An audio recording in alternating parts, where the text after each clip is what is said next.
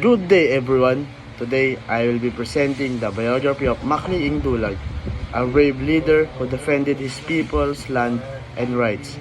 His history is an important part of Philippine history and shows us the value of courage and standing up for what is right. Macleing Dulag was a respected tribal chieftain, also called Pangat, from a Butbut tribe in Kalinga. He became well known because he led the resistance against the Chico River Dam project. Through his leadership, he showed how important it is to protect ancestral land and preserve indigenous culture. Macleing Dulag was born in Kalinga, a mountainous area in northern Luzon. He grew up as a part of a Butbut tribe, where traditions and customs were very important. From a young age, he learned to respect their culture and community. For them, land is just something you own. It is cared and passed down from their ancestors.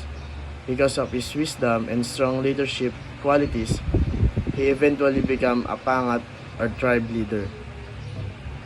Today, he is remembered as a symbol of courage, resistance, and justice.